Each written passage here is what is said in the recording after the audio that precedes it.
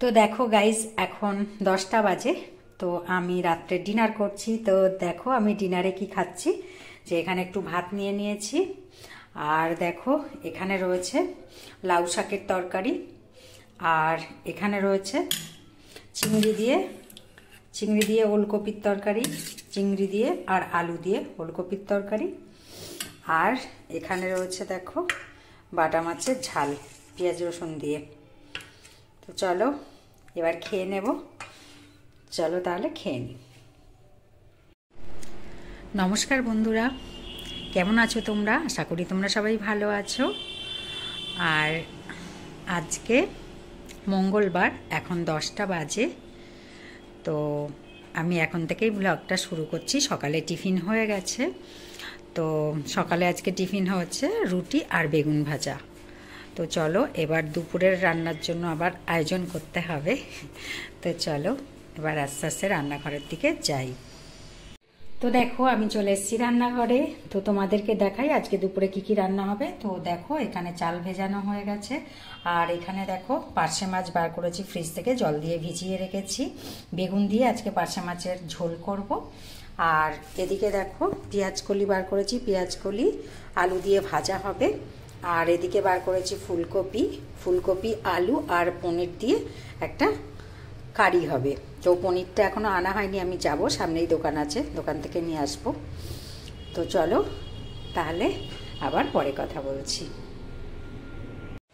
তো দেখো রান্না হয়ে গেছে, এবার ভাবলাম তোমাদের সঙ্গে শেয়ার করি। এই দেখো এখানে রয়েছে ভাত, চলো ঢাকা দিয়ে রাখি। আর এখানে রয়েছে দেখো পেঁয়াজ কালি আলু ভাজা, আর এখানে রয়েছে যে পনির ফুলকপি আলু দিয়ে কারি, আর এখানে রয়েছে বেগুন দিয়ে পার্শে মাছের ঝোল। তো অবশ্যই জানিও তোমরা কমেন্ট করে আমার রান্নাগুলো কেমন হয়েছে। ঠিক আছে, তো চলো রাখছি, এবার খেতে বসবো। তো দেখো গাইস, এখন আমি চিকেন ভাজছি আমার ছেলের জন্য। জিম করে এসছে, ওকে চিকেন দেবো। প্রায় 200 গ্রাম চিকেন এখানে ফ্রাই করছি। তো এটা ম্যারিনেট করে রেখেছিলাম। কি দিয়েছি, একটু চিকেন তন্দুরি মশলা দিয়েছি, একটু আদা রসুন পেস্ট দিয়েছি, একটু লবণ দিয়েছি, আর দিয়েছি একটু ভিনিগার। তো আজকে অন্যদিন টক দই দিই, আজকে টক দই ছিল না বলে একটু ভিনিগার দিয়ে ম্যারিনেট করে রেখেছিলাম। তো এবার আমি একদম সামান্য তেল দিয়েছি, তোমরা দেখতেই পাচ্ছ, সামান্য তেলে এটা ফ্রাই করে দেবো। তো খাবে দেখো, একেবারে তেল নেই, 20 ml মতো মনে হয় তেল দিয়েছি, এটাই ফ্রাই করবো আমি। আর গ্যাসটা একদম সিম করে রেখে দিয়েছি।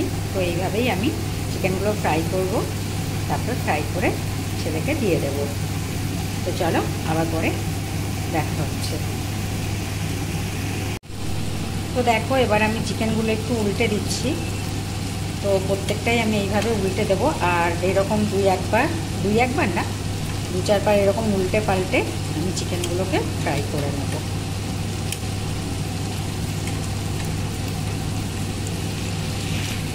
তো দেখো আমি সব চিকেনগুলোই উল্টে দিয়েছি।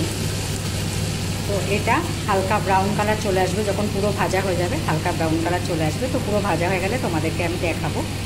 তো চলো এখন ভাজা হতে থাক। তো দেখো গাইস, আমার চিকেনটা ভাজা হয়ে গেছে, এবার আমি উঠিয়ে নেব।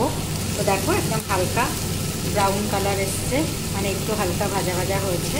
তো এবার আমি উঠিয়ে নেব, কারণ পুরো চিকেনটা এখন ফ্রাই হয়ে গেছে, মানে যেটুকু করবো আমি সেটুকু ফ্রাই হয়ে গেছে।